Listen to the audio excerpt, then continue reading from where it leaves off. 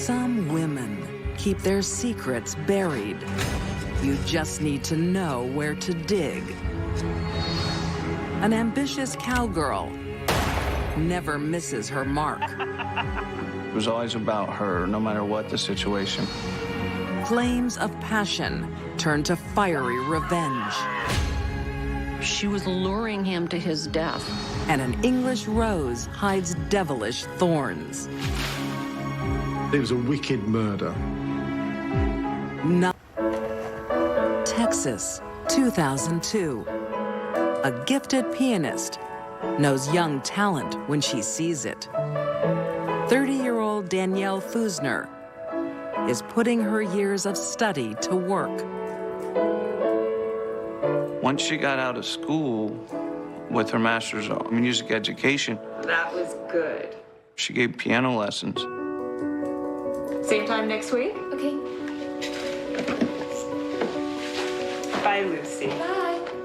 She's sounding good. But not quite as good as me at her age. She had a quite high opinion of herself as well. Music gives her and engineer husband Doug extra income. I have something to show. To the extent they would help her. Raymond Green is a 50-year-old horseman with a broken heart. How's your dad coping? As well as can be expected. Okay. It's really hard. Raymond's first wife died in a very tragic bridge collapse accident. Is this the horse that's gonna take me to the Olympics? Whoa, that's not no small ambition, that one. You gotta dream big. He's also rich. After Raymond's wife died, in total, between the settlement and life insurance, he received $1.4 million. Ray, I just wanted to say, I'm here for you. Raymond Green was the nicest guy in the world. A little bit flamboyant, but a heart of gold would give you the shirt off his back. Why, thank you. I think she decided that that was the direction that she was going to go, was after Ray Green. The Olympics aren't Danielle's only fantasy. That my gun you got there, Doc Green? Sure is. Ma'am? She and Ray compete in rodeo shootouts. Well, come on, let's go. Oh, no. How about you show me what you got? People will dress up like cowboys or cowgirls, and they'll wear cowboy attire, and then they register a cowboy name. Her name was Danny Oakley. Danielle became one of the best female shooters in that state. Yeah? Danny Oakley is a welcome distraction for a grieving man. Yeah!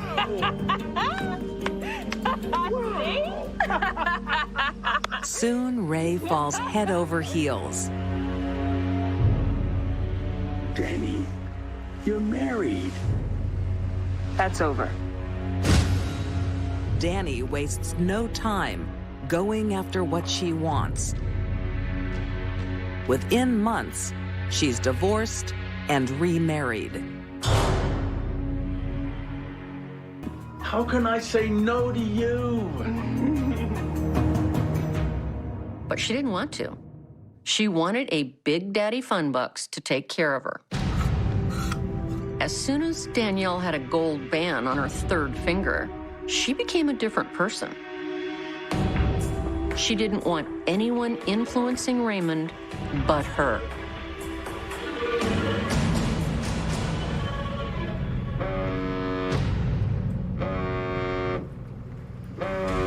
They had one cell phone between them, which in this day and age is pretty unusual. She had blocked all the family members' numbers on that cell phone. Danielle starts isolating Ray from his family. She would control everything that Ray was doing. It's my mother's dress. Raymond still had his dead wife's clothes. Danielle wore them. Dad, she's wearing mother's dress. Well, it'd be a shame to let it all go to waste. Maybe she did it because she's just a creep. It's okay, honey. It's okay. Dad, it's Mom's. It's all right. Danielle started pushing the daughter out of the picture. I'm sorry. I was cleaning out. Okay, honey. It's I okay. just thought That's okay. I think she considered her to be a threat because she needed to be the center of his attention.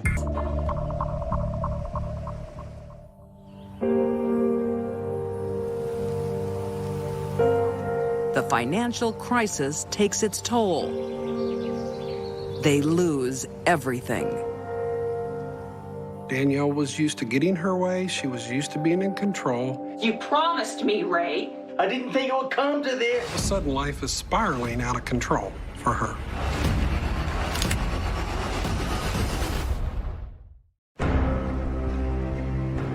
In pursuit of her dream of competing in the Olympics, 42-year-old equestrian Danielle Green married money. But in 2008, she and husband Raymond lose their home, their horses, and their income. When Raymond's money ran out, Danielle's attention ran out.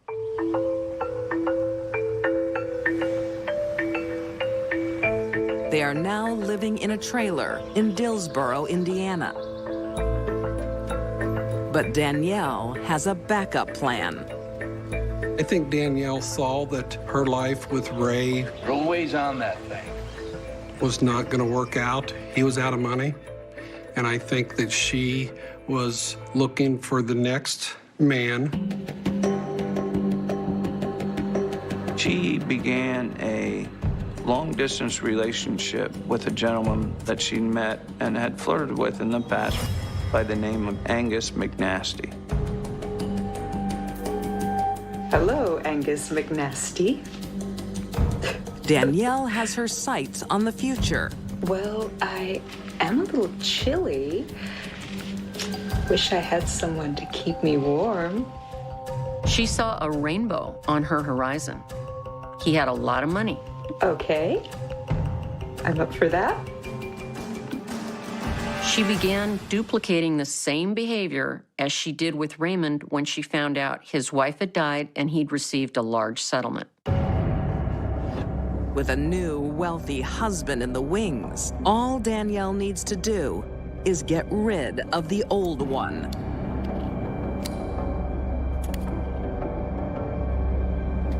Danielle was an excellent shot. Raymond was asleep. One well-placed bullet, he'd be disabled and would soon die. But she shot him 10 times. There was some real anger going on there. Danielle now needs to clean up the scene. She utilized the comforter in the sheet, rolled his body onto that, and then dragged the comforter and the sheet through the trailer. She brings this box, this giant toolbox. She pushes the body in there.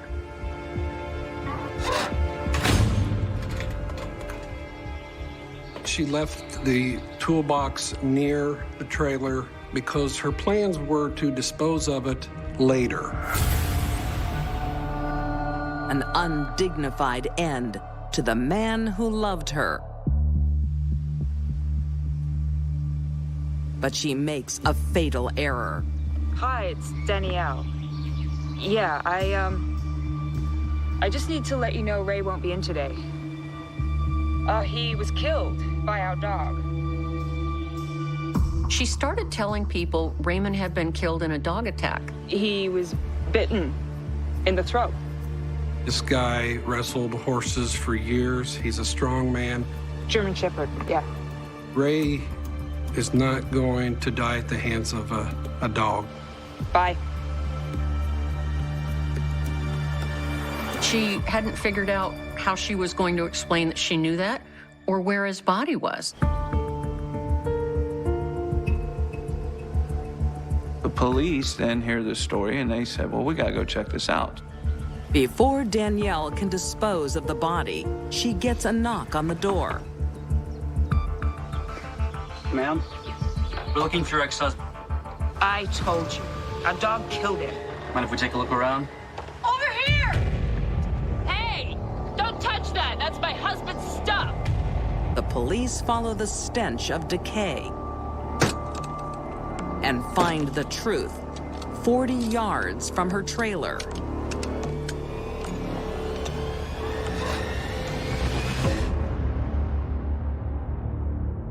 She was lazy, probably tired, and thought everything would be okay. And it's how she got caught. Danielle Green is convicted of murder. And in 2015, she's sentenced to 60 years in prison.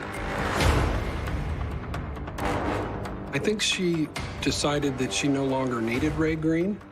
Things weren't going the way she wanted them to go. The dreams of an Olympic hopeful are ruined by blind ambition, malice, and murder. It was always about her, no matter what the situation. All her relationships were always centered around herself. Greed, thy name is Danielle Green.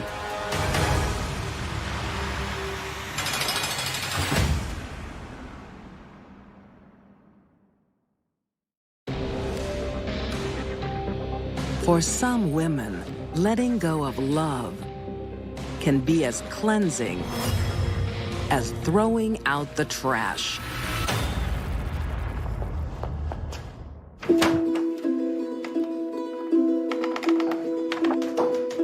Love can strike at any time, anywhere. Hi. Hey. I'm having a bit of trouble with this thing. Can you help me out?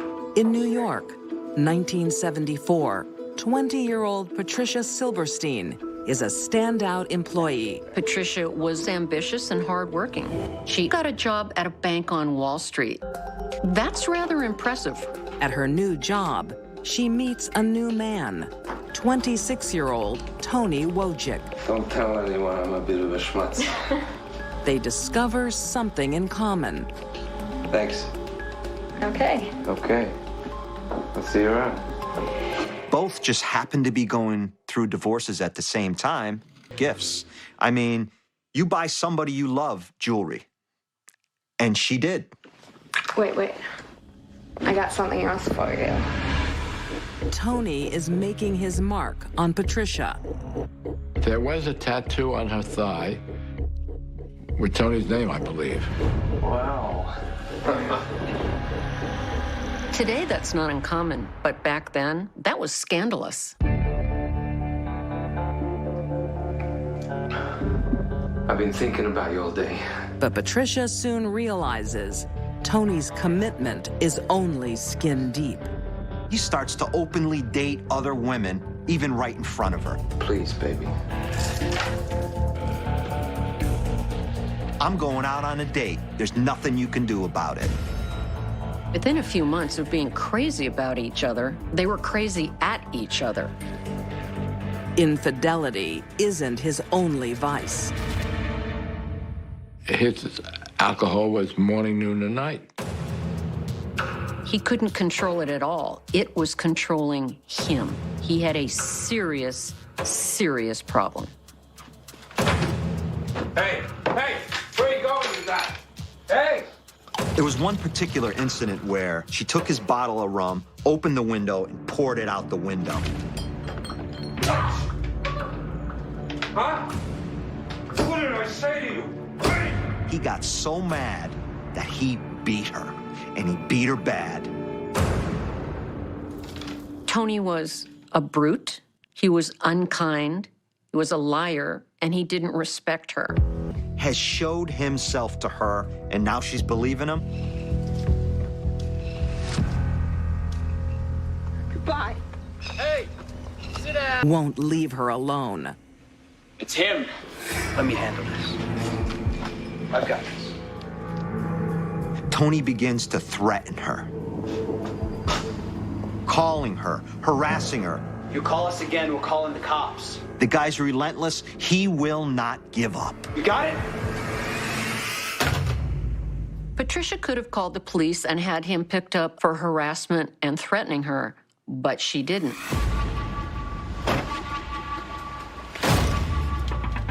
Open up! No! Open up! No! Tony wouldn't let up. He's out walking one day, and he sees Patricia in a car. He got angry that she didn't want to talk to him. And he broke the window of her car. He's grabbing at all that jewelry, trying to rip the chain off.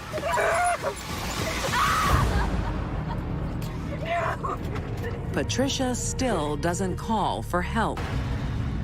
She's going to solve this problem on her own. Mount Vernon, New York, 1976. I am who I am, okay? Then I don't want to be with you. A whirlwind romance Bye. ends in tears for Patricia Silverstein. Her ex-lover, 28-year-old Tony Wojcik, has a major drinking problem. Tony had gone from being just a drunk to a violent, aggressive drunk. Tony won't accept the relationship is over. Hello? Hello. Hi. It's me. He begs for one more You chance. can't call me anymore, Tony. I just want to talk to you, that's all. We are talking, Tony. I just want to see you. Okay. Okay, I'll come and pick you up. Bye. On the night of May 19th, 1976, Patricia agrees to meet, but on her terms. She picked him up. They drove in her car to the body shop where she worked. He's drunk beyond words. You're unbelievable. The guy is just demolished. That's why you still love me. I'm kidding. Don't touch me! She claims he tries to kiss her. She rejects him. He smacks her across the face. How dare you? It's game on now.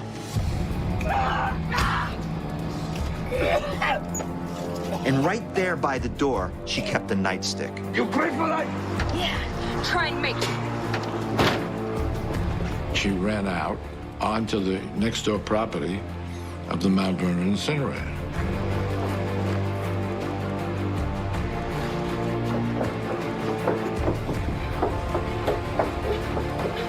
I don't think she was running away from him. She was luring him to his death. She held her baton at the ready. Patricia! When Tony tripped and fell down, she could have reversed her direction and ran out of there to safety. But that wasn't what she wanted.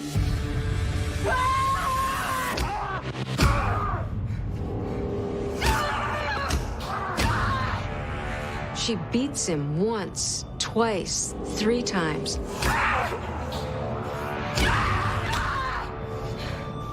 After you've hit someone once or twice, it's certainly time to stop. She didn't stop. She hits hard enough that the skull begins to fracture. His brains actually started to come out of his head, and blood all over the place. But Tony isn't dead. So Patricia locks him in a waste incinerator, thinking her problem will soon disappear in flames. She picked him up and threw him into the Mount Vernon incinerator. She could still hear his moaning. She ran away far enough to where she couldn't hear him anymore.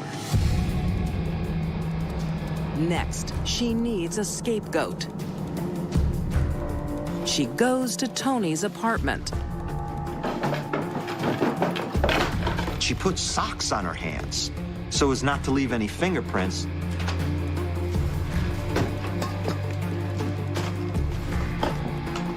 She stages a robbery inside Tony's apartment. Not only did Patricia plan the manslaughter, she also planned the post-offense activities. But not everything goes to plan.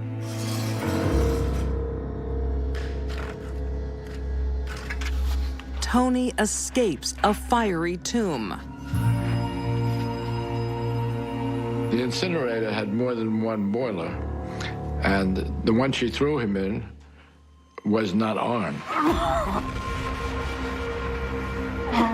He's mortally injured. He starts to crawl.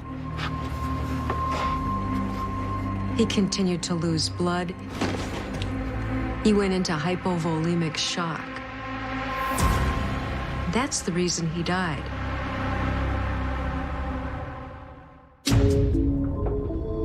It's not long before the police discover that he has an ex-girlfriend who works next door, Patricia Silberstein. Obviously, she didn't plan this well. And ultimately, that's how she gets caught. When the police question Patricia, it doesn't take long before she confesses all. I killed him. It wasn't long before she told police what happened. I snapped. I couldn't take it anymore.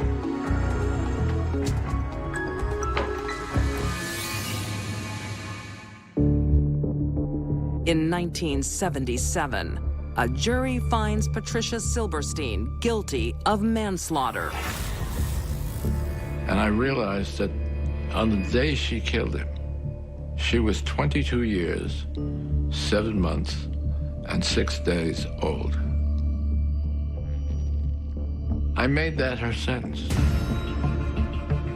Her sentence is reduced on appeal to 15 years, which she serves. 3 years after her release, Patricia dies of natural causes. Patricia's idea of conflict resolution was manslaughter.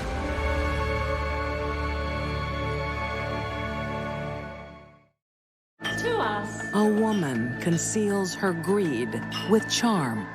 She'd kept up this charade for several years. Disguises bad deeds with love. It all happened during a fit of rage. But she can't hide the truth for long. She wanted more. Come on, let's go. This way. His wife had died a few years previously. He was a retired postmaster. Seemed to genuinely enjoy each other's company. Come on, we'll see Bill again. We'll see Bill on Tuesday. Come on, Bill.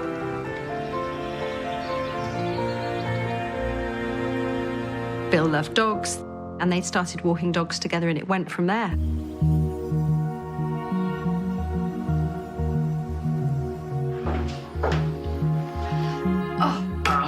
I made your favourite. Oh.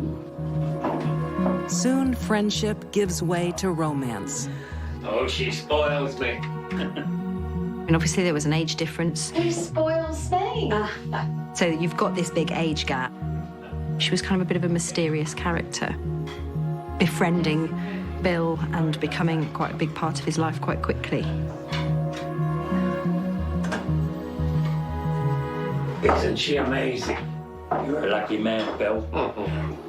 Bill quickly became infatuated with Anne. What do you know about her? His friends are skeptical. Do you know anything about her past? I know that she makes me happy.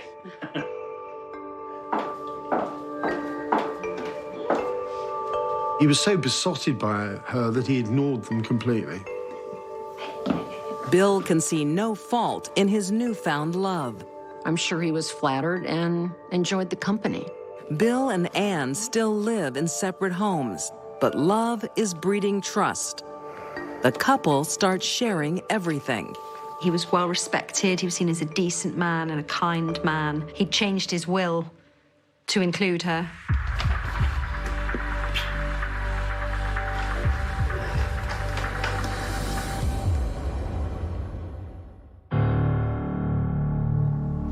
But trust is a two-way street.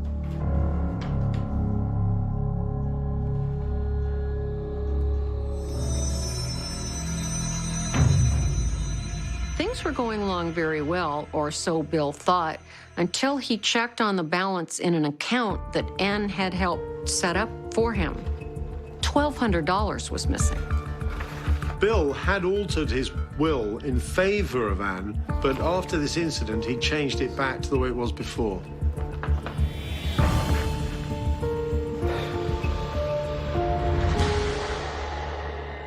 The romance is dead. For a year, they go their separate ways. But Bill is lonely and wants to rekindle their relationship. Bill was obviously upset with her over the stolen money, but he forgave her. He was in love with her. A vulnerable, lonely man, really, who just wanted someone to be with. But when Bill tries to spice up the romance, Anne's got a surprise of her own. Who the heck are you? Bill, what a wonderful surprise. What's going on here? Bill, this is my ex-husband. He discovered that, in fact, one of Anne's ex-husbands was living with her in the house. Oh, what's he doing here? I live here. That broke his heart again.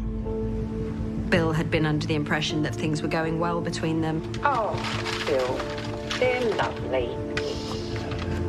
Bill? Bill, wait, I can explain. Bill! What'd you say that for?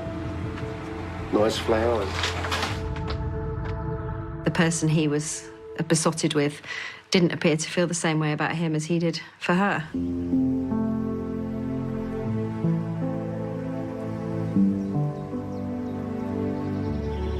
But Anne doesn't give up. Lovely spot. Please, oh, please, darling. Been such a fool. Anne made a move to bring herself back into Bill's life. I'm the fool. I actually thought you loved me. I do, darling. I miss you so much. And it works. 2 years after they first met, they finally have put things in perspective. Oh. They've decided to spend their lives together. Everything was looking real good for both of them.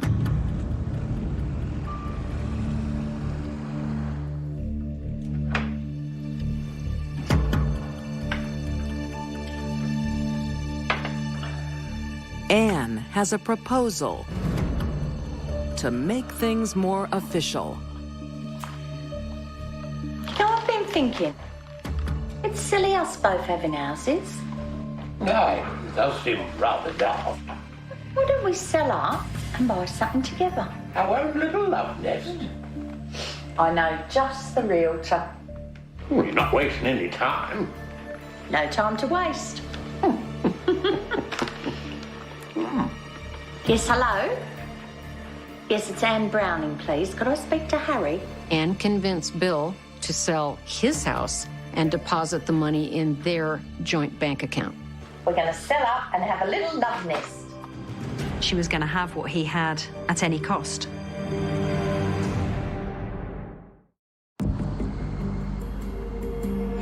In Godalming, England, 2010. There's excitement in the air. 53-year-old Anne Browning and her 82-year-old lover celebrate the sale of his home. They'd agreed they would both sell their houses, buy a new one together, and kind of throw their lot in with each other, as you would do as a couple. The sale means the couple have an extra $330,000 in their joint account. They were going to decide what to do next, it seemed, so he moved into Anne's house. But there is something not quite right. Anne, there's hardly any room for my things. Leave me unpack it till I'm finished. Okay, boss.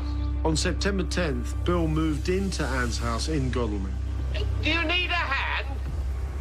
Nah, I'm nearly done. It was the last time anyone would see him alive.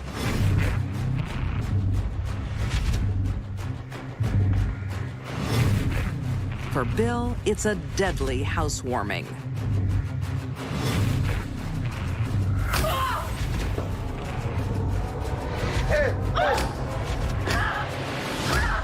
The day he moves in, she kills him. Anne has everything planned from the moment Bill arrives. She landed 7 blows on the front and back of his skull. Anne couldn't even wait a respectable time to kill him after he moved in. Cool as they come, having murdered her friend, she stripped him naked, trussed him up, and wrapped him in plastic.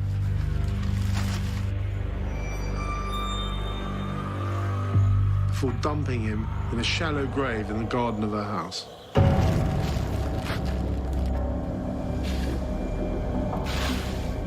But she doesn't dig a big enough hole. Once Anne had dragged his body outside to get his body into the grave, she basically had to stand on it to force his body down into this quite small hole that she'd dug. Quite an awful demise, really.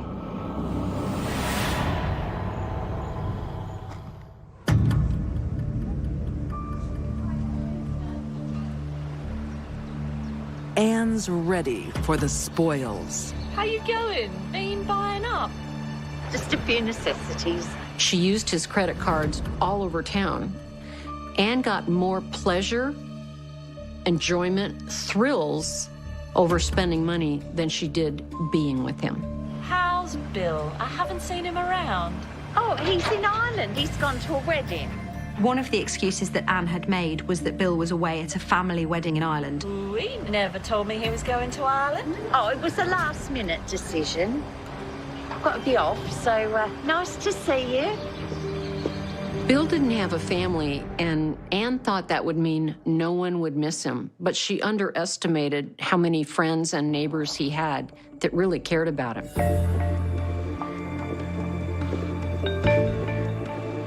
Making Bill disappear is harder than she thinks.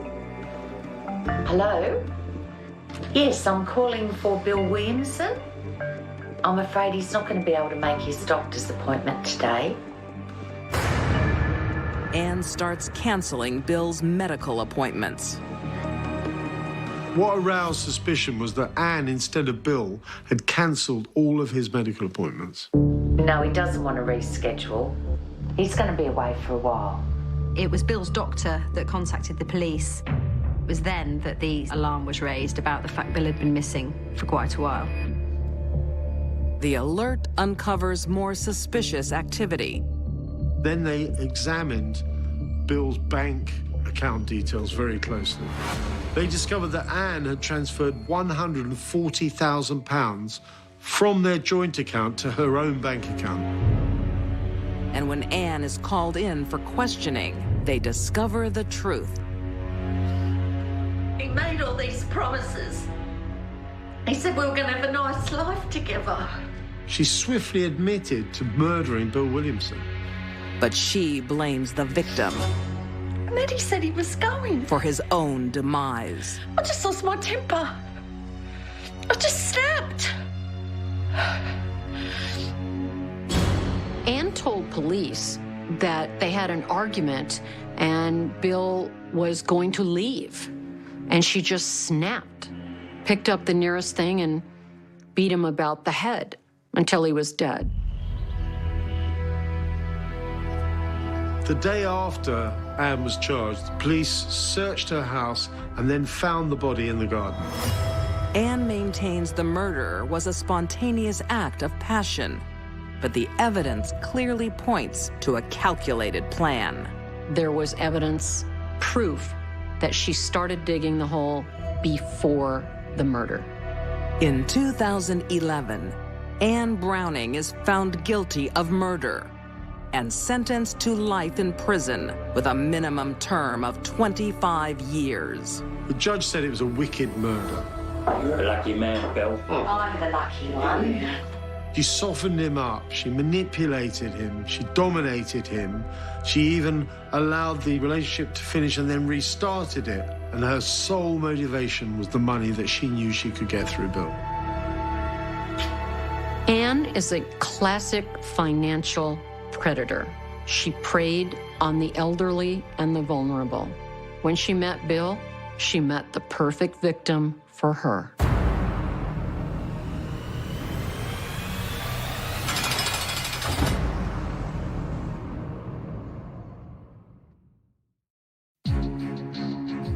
These deadly women handled their own affairs.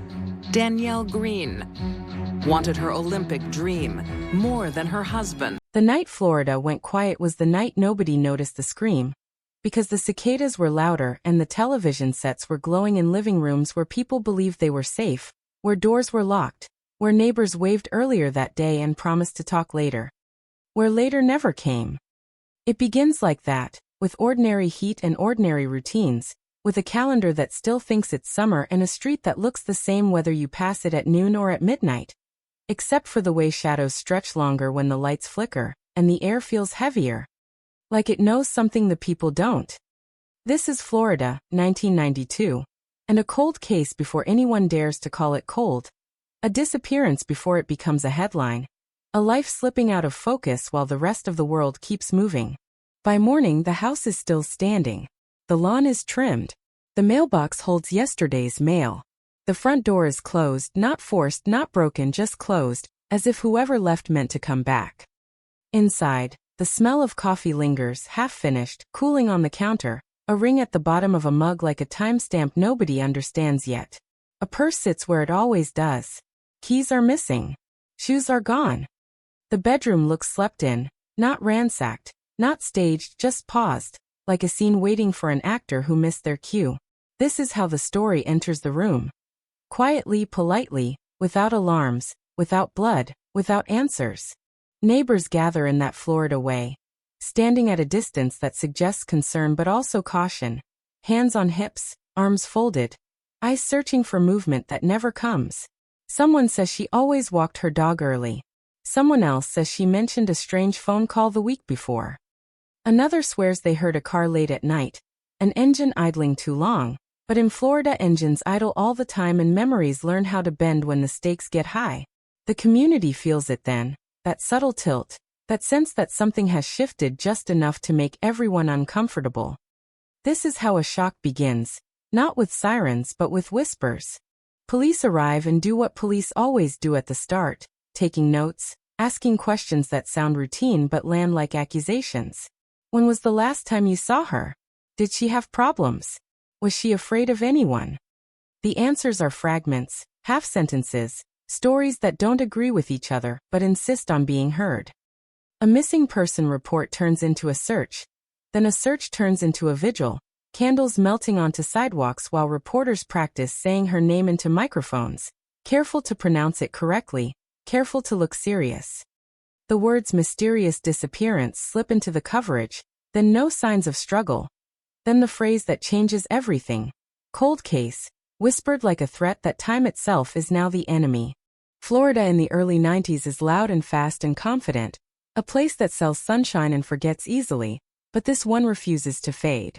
Flyers go up and come down. Tips flood in and dry out. A sighting at a gas station 3 counties away. A look-alike in a shopping mall. A psychic calling the station with a map and a feeling. Each lead burns bright for a moment and then collapses, leaving investigators staring at boards filled with photos and arrows that point nowhere. The house becomes a shrine and a crime scene at the same time, preserved and decaying, waiting for meaning. Inside the investigation, the clock ticks louder. Detectives talk about patterns, about what's missing and what isn't, about how absence can be evidence if you know how to read it. They walk the neighborhood again, notice things they missed the first time. A window that opens easier than it should. Tire marks that could be from anyone. A neighbor who watched from behind blinds, who noticed more than they admitted, who always seems available to talk, always eager to help. In cases like this, familiarity is both comfort and threat, and every friendly face becomes a question mark. The victim's life is pulled apart and catalogued. Phone records, bank statements. Handwritten notes found in drawers that suddenly feel intimate and invasive. There are no obvious enemies, no dramatic conflicts, no warning signs that fit neatly into a narrative. She paid her bills. She went to work. She made plans for the weekend. That's what makes it worse. The ordinariness is unsettling, because if it can happen here, like this, without a trace, then it can happen anywhere, to anyone. The community feels that fear settle in, heavy and persistent. A background noise that never quite turns off. As weeks stretch into months, the language changes. Ongoing investigation becomes limited leads. The cameras move on. The candles stop burning. Detectives rotate off the case, replaced by new faces who read old notes and try to hear urgency in faded ink. Files thicken. Dust gathers. The word cold stops being a metaphor and becomes a status, stamped onto the case like a verdict. Florida keeps moving, but the house doesn't, and neither does the question at the center of it all. What happened on that quiet night when nobody heard the scream? Years pass. The neighborhood changes. New families move in, unaware of the history beneath their feet. Children ride bikes past the same driveway where reporters once stood. The house is sold. The walls are painted. The past is layered over with fresh colors, but it doesn't disappear. It waits. Cold cases are patient like that. They don't ask for attention. They demand it eventually, when someone notices the detail that never fit, the inconsistency everyone learned to ignore. There are moments when the case stirs, when a new detective with fresh eyes opens the box and feels that familiar pull. The sense that something is almost visible if you just angle the light correctly. Evidence is retested. Old interviews are replayed. Voices from the past crackle through speakers, confident then, uncertain now. A neighbor's statement doesn't match the timeline. A casual comment suddenly sounds rehearsed. The ordinary becomes suspicious when time strips away context and leaves only facts. Florida, 1992, becomes a phrase spoken with a pause after it, a marker of an era and a wound that never closed. The victim's name still surfaces in conversation, in anniversary pieces, in quiet moments when someone drives past that street a little slower than necessary. This is the tension that never resolves, the story that refuses to end, the cold case that sits between memory and evidence, daring someone to connect the last at. And somewhere in all of this, closer than anyone wants to admit, is the idea that the truth was never far away, that it lived next door, across a fence behind a smile, that the shock wasn't in what was taken but in who was watching when it happened. That thought hums beneath the surface, unspoken, uncomfortable, waiting for the moment when it can no longer be ignored, when the quiet night finally gives up its secret, and the ordinary street becomes something else entirely. Time does a strange thing to a missing person case. It stretches some moments until they feel unbearable, then compresses entire years into a thin layer of dust on a cardboard box marked with a name and a date. In Florida, the heat keeps pressing forward, relentless, indifferent, while the investigation slows, then stutters, then finds a rhythm that feels more like habit than hope. Detectives return to the house again, standing in the same rooms, breathing the same air, trying to imagine movement where there is none. They listen for echoes that don't exist anymore, for a sound that might tell them which direction she went, or whether she ever left on her own at all. The street remembers more than it admits. Sidewalk cracks trace familiar paths. The fence lines mark invisible borders between private lives that suddenly feel too close together. One house over, a porch light flicks on every night at the same time. Across the street, a garage door opens early, closes late. Routine becomes suspicious when investigators realize how predictable it all was. How easy it would have been for someone to notice patterns, to wait, to plan without ever drawing attention. In cases like this, proximity is power. Whoever did this didn't need to rush.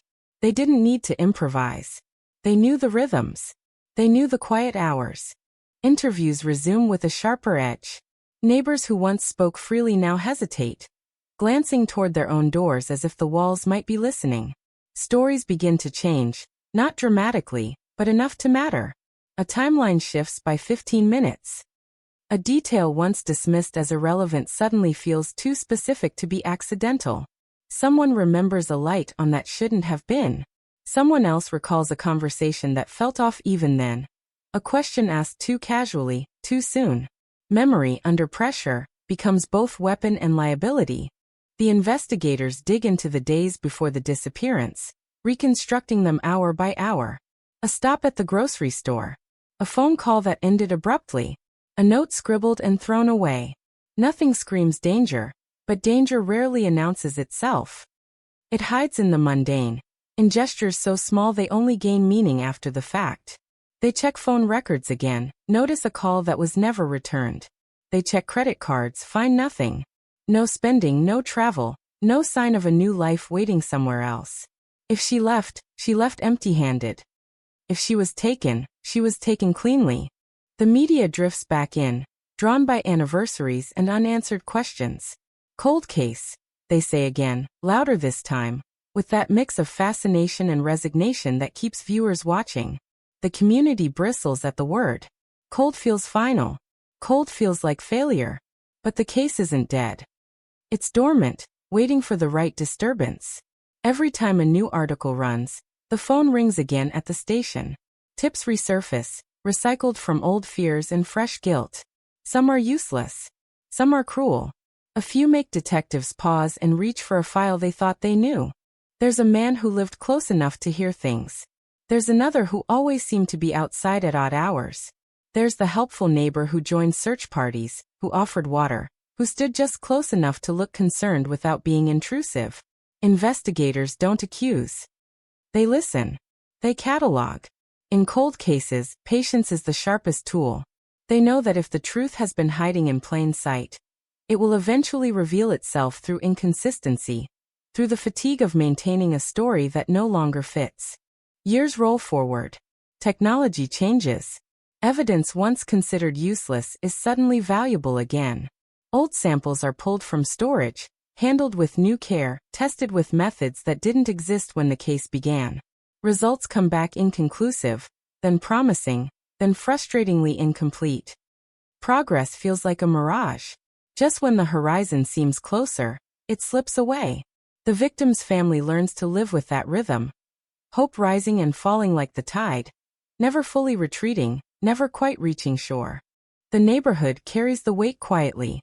New residents learn the story in fragments. Usually from someone else, always lowered voices, always at a distance. The house becomes a reference point, not just an address but an idea. This is where it happened. This is where things went wrong. Children are warned not to linger. Adults lock their doors a little earlier. The fear isn't constant, but it's persistent, a low hum beneath daily life that never entirely fades. Detectives revisit the night itself, over and over, chasing a version of events that makes sense. No forced entry. No signs of struggle. A door closed gently behind someone who either trusted the person they were with, or never had a chance to resist. The absence of chaos suggests control. Control suggests familiarity. And familiarity narrows the field in uncomfortable ways. Strangers leave messes. Strangers make mistakes. This was clean. Too clean. One investigator, new enough to be curious but experienced enough to be cautious, starts asking questions others stopped asking years ago. Why was the neighbor awake at that hour? Why did he remember the time so clearly but not the reason he was outside? Why did his account align just enough with others to feel safe, but not enough to be solid? These aren't accusations. They're irritations, small grains of sand that refuse to settle. The case file grows heavier with annotations, sticky notes layered over typed reports, a palimpsest of effort and frustration. Every detective leaves their mark, their theory, their doubts. Some believe she knew her attacker. Others think it was opportunistic, a coincidence wrapped in tragedy. But one idea keeps resurfacing, quietly, persistently, like a thought you can't shake once it takes hold. The answer never left the block. Florida keeps selling its image of ease and escape, but this story resists that narrative. It insists on being remembered, on being revisited, on reminding anyone who listens that beneath the sunshine, shadows stretch just as long. The cold case doesn't scream. It waits. It watches. And as the years pass, the distance between the crime and the present narrows in a way that feels counterintuitive, as if time itself is circling back, drawing attention to the place everyone assumed was safest. There is no resolution yet, no revelation that snaps everything into focus. Just a growing sense of unease. A feeling that the truth is closer than it appears. That the shock isn't buried in some distant past, but embedded in everyday interactions that once felt harmless. Somewhere, someone knows more than they've ever said. Somewhere, a detail is about to matter. And the case, still officially cold, refuses to stay silent, pressing forward through years of neglect and doubt, carrying with it the promise that what was hidden in plain sight can only stay hidden for so long. When cold cases begin to breathe again, it's rarely dramatic. There's no announcement, no ribbon cut, no sudden confession. It starts with a feeling, unease in a room full of facts, the sense that something has been misfiled not on paper, but in logic. In Florida, years after 1992 faded into memory, that feeling settles over the department like humidity, thick and unavoidable. A box is pulled from storage. Tape peels away with a dry sound. Inside, the past waits exactly where it was left. The photos look different now. Faces that once felt familiar have aged in the mind. Their expressions frozen in an era that no longer exists. The victim's smile, caught in better times, contrasts sharply with the grainy stills from the house, the street, the ordinary places that became evidence. Investigators study them longer than before, not because the images changed, but because the eyes looking at them have. Experience sharpens suspicion. What once felt neutral now feels deliberate. One detail begins to irritate. Not a revelation, not a breakthrough. Just an inconsistency that refuses to be quiet. The timeline, reconstructed countless times, still holds together on the surface, but beneath it there's a subtle misalignment. A neighbor's statement places him outside at a moment that overlaps too neatly with the disappearance. At the time, it seemed helpful. Now it feels convenient. Too smooth. Too rehearsed. They replay the old tapes. The audio crackles, voices echo from a different decade. People sound confident when the future is still open. They speak before fear has taught them restraint. The neighbor's voice stands out. Not loud, not nervous, just steady. He remembers the weather. He remembers the time. He remembers seeing nothing unusual. Memory like that can be impressive. It can also be strategic. Detectives begin to map proximity in a new way. Not just distance, but access. Who could see the house without being seen? Who knew the victim's schedule well enough to predict gaps? Who could approach without raising alarm? The answers don't require imagination. They require honesty. And honesty in this context narrows the field more than anyone is comfortable admitting. The neighborhood, once a backdrop, becomes a character. Sight lines are measured. Porch angles are considered. A fence that once felt decorative now looks like cover. At night, the streetlights create pockets of darkness that could hide movement without effort. This wasn't a chaotic abduction. It was controlled, quiet, efficient. That realization changes everything. There's renewed contact with witnesses, cautious and respectful. Years have softened some people, loosened others. Guilt ages poorly. So does fear. A woman who once dismissed a late-night noise as nothing now wonders aloud if she was wrong.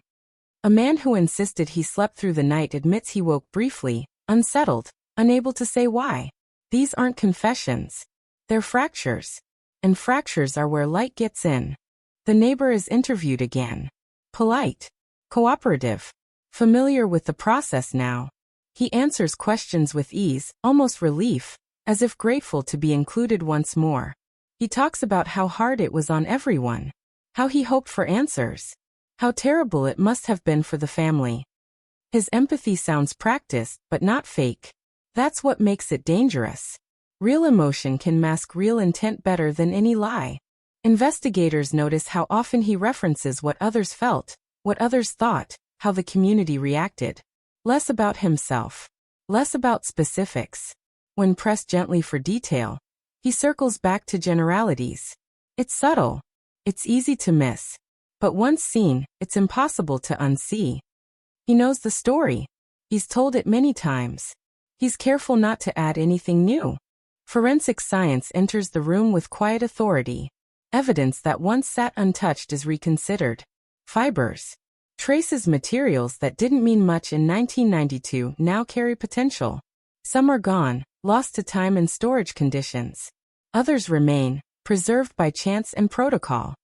Each item is treated like a fragile memory, because that's what it is. Memory made physical. The results don't arrive all at once. They trickle in, ambiguous, frustrating. Partial matches. Exclusions that close doors while leaving others open. The case doesn't explode into clarity. It tightens. Slowly. Methodically. The possibilities shrink. And shrinking possibilities increase pressure. Outside the department, the story resurfaces. True crime forums buzz. Amateur investigators dissect public records, speculate loudly, sometimes irresponsibly. Names are mentioned. The neighbor's name appears more often than before, always with disclaimers, always with that dangerous phrase, "Just a theory." Law enforcement watches carefully. Public attention can help. It can also ruin everything. The victim's family is notified of renewed activity. Hope is a careful thing now. They've learned not to hold it too tightly. They ask fewer questions. They listen more. Decades of waiting have taught them that answers, when they come, rarely feel like closure. They feel like impact. Like collision. Detectives revisit motive, a question once set aside because it seemed unnecessary. Crimes without motive are harder to solve, but not impossible. Sometimes motive isn't passion or money or revenge. Sometimes it's opportunity mixed with entitlement. Sometimes it's control. The desire to act without consequence, fueled by the belief that proximity equals immunity. The neighbor's life is examined with the same quiet intensity as the victim's once was. Work history, relationships, behavioral patterns. Nothing explosive emerges. No criminal record. No obvious red flags. That too is unsettling. Monsters don't always announce themselves. Some blend in. Some are trusted. Late nights return to the office. Coffee cups stack up. Notes are rewritten. The case feels alive now, not solved, not even close, but awake. Investigators feel it in the way conversations stretch longer, in the way silences linger after certain names are spoken. There's a shared understanding that something is approaching, even if its shape is still unclear. The street in Florida hasn't changed much. The same trees cast the same shadows. The same houses line the same road. But the meaning has shifted. Every window feels like a witness. Every driveway like a potential path. The idea that the truth might have been next door all along settles heavily over the case, not as an accusation, but as a possibility too significant to ignore. There is still no arrest. No announcement. No shockwave. Just momentum. And in cold cases, momentum is everything. It means the silence is cracking. It means the past is pushing back. It means that the quiet night of 1992 is no longer content to stay buried. And that somewhere, in the space between memory and evidence, the story is preparing to change. Pressure doesn't announce itself. It accumulates. It sits in the room during interviews, in the pauses between questions, in the way detectives stop filling the silence and let it work instead. In Florida, the case has crossed an invisible threshold. It's no longer just about what happened. It's about who can keep pretending they don't know. Files are no longer read for information alone, but for tone, for omission, for the spaces where certainty should exist but doesn't. The neighbor's name appears again and again, not because it was circled in red, but because it never left the page. Always present. Always adjacent. He was there at the beginning, there during the searches, there when hope was loud and when it went quiet. He aged alongside the case, unchanged in the records except for an updated address and a new photo every few years. Consistency can look like innocence. It can also look like strategy. Detectives begin to trace behavior, not just statements. They notice how often he inserted himself into moments of crisis, how comfortable he was near authority, how easily he navigated conversations about the disappearance without ever seeming shaken by it. Trauma usually leaves fingerprints. Avoidance, anger, confusion. His responses are smooth, measured, balanced in a way that feels rehearsed rather than processed. Not wrong, just controlled. They talk to people who knew him then and know him now. Coworkers describe him as dependable. Neighbors call him quiet, helpful, the kind of man who fixes things without being asked. Someone mentions he hated surprises. Someone else remembers his temper when routines were disrupted. Small comments. Offhand remarks. Alone meaningless. Together suggestive. Control keeps surfacing, like a word nobody wants to say out loud. The night of the disappearance is reconstructed again, this time from his perspective. Where he said he was. What he claimed to be doing. How long he stayed outside. Why he noticed the time so precisely. Investigators walk it themselves, standing where he stood, looking at what he could have seen. The angles line up too well. The darkness offers cover exactly where needed. The streetlight flickers, creating a rhythm of visibility and shadow that feels almost designed. A question lingers. If he saw nothing, why remember so much? Memory tends to erase what doesn't matter. It preserves what does. The more they press, the more his recollection tightens, locking into place rather than loosening with time. That rigidity raises eyebrows. Stories told too often stop evolving. They fossilize. Forensics returns with quiet updates.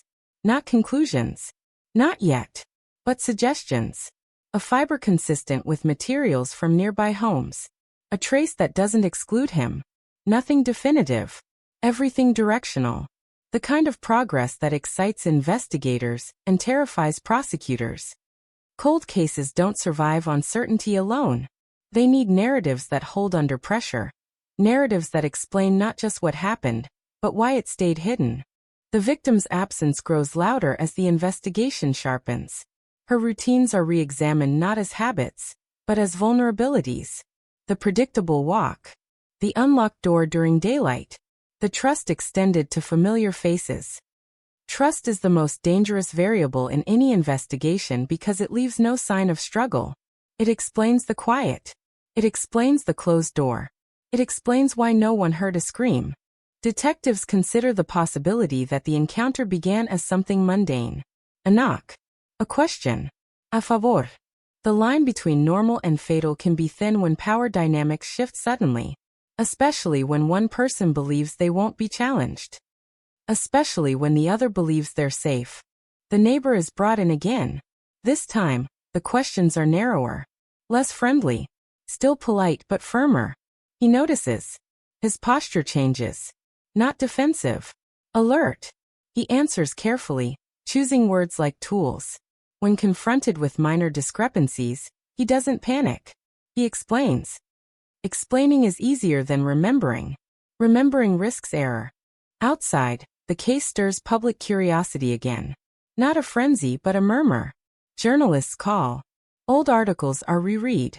The phrase neighbor revealed as killer hasn't been printed anywhere, but it hovers in the air, unspoken, like a rumor waiting for permission to exist. Law enforcement stays quiet.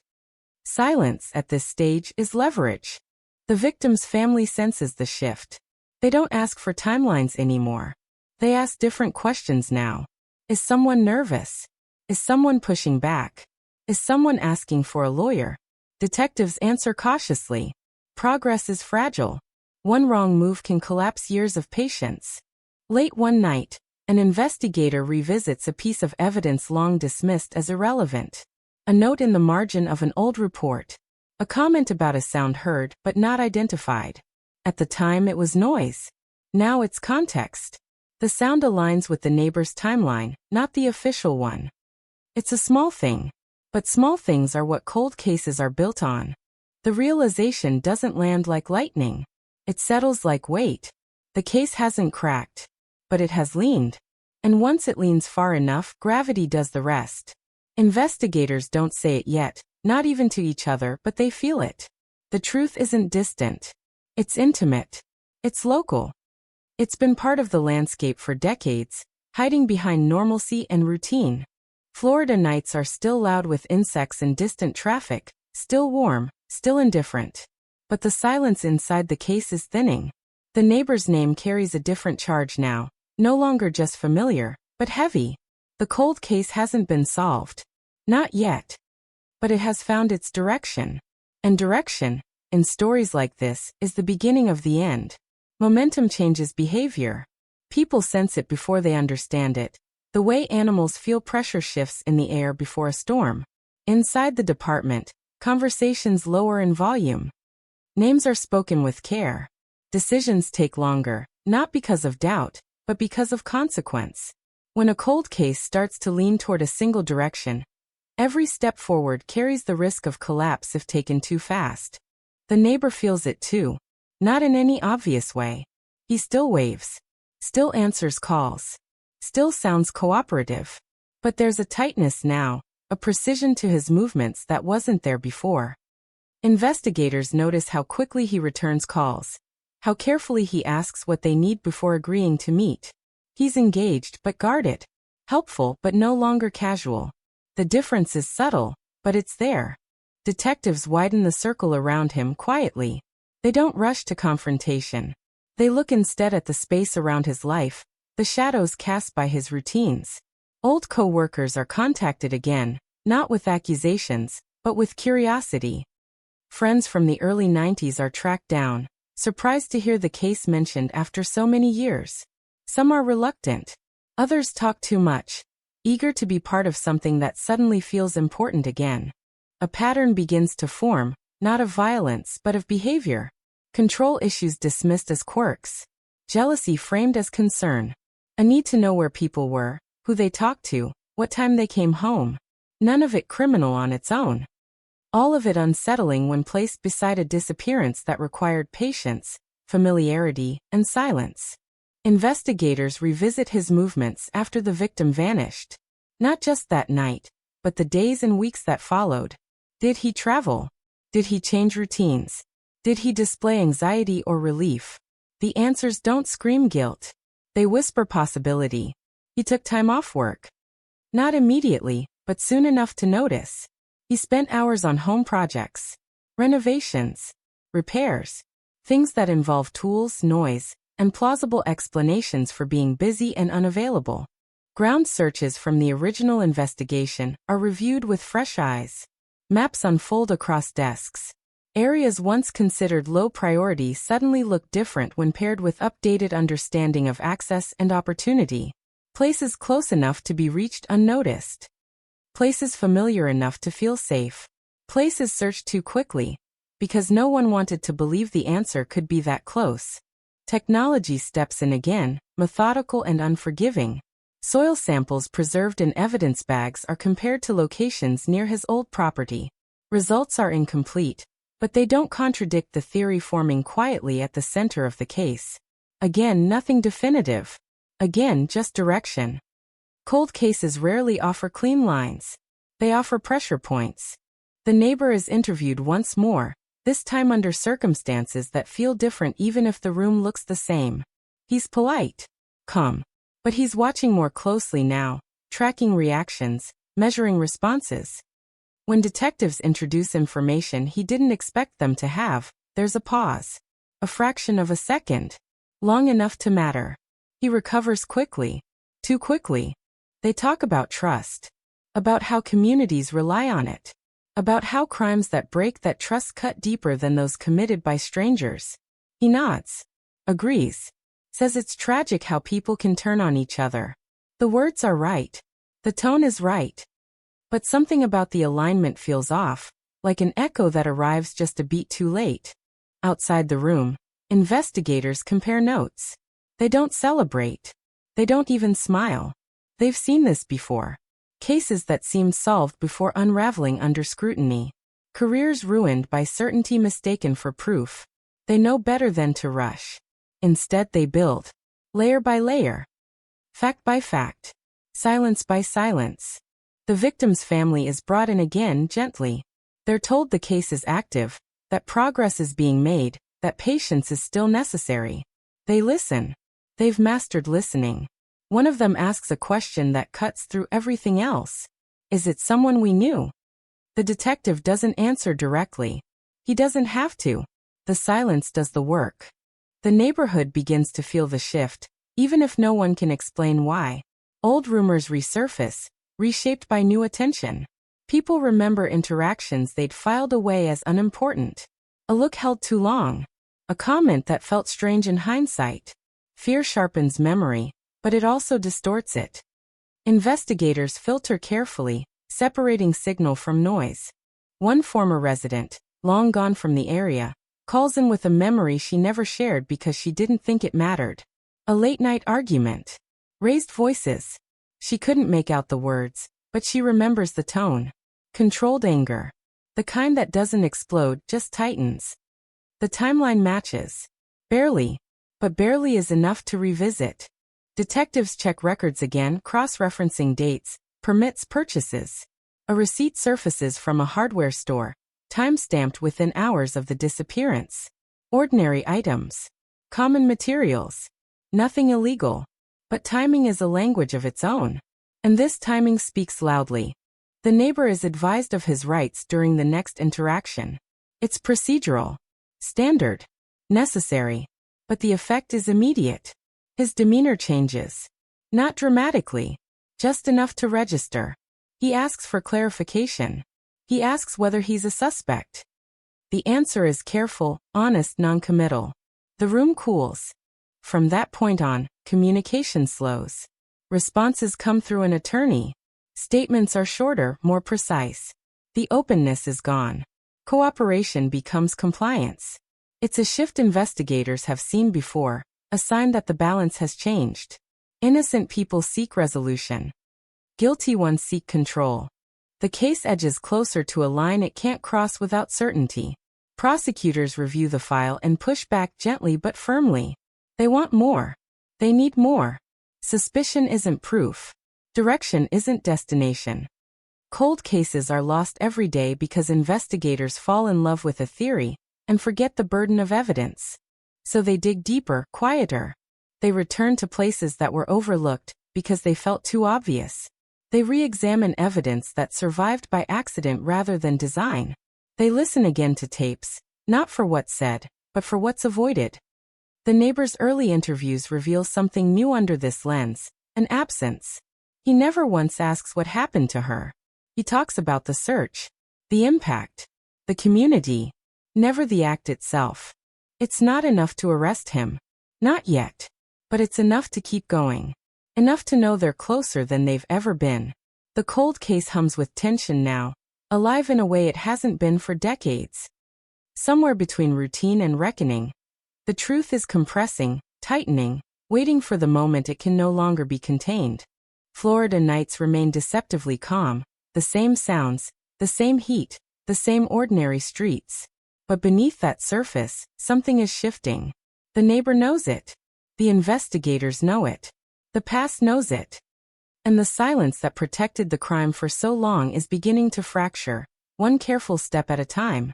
Silence, once broken, never returns to its original shape. It changes texture. It becomes deliberate. In the Florida case, the quiet that follows the neighbor's shift to legal counsel is heavier than anything that came before. It's no longer ignorance or distance. It's strategy.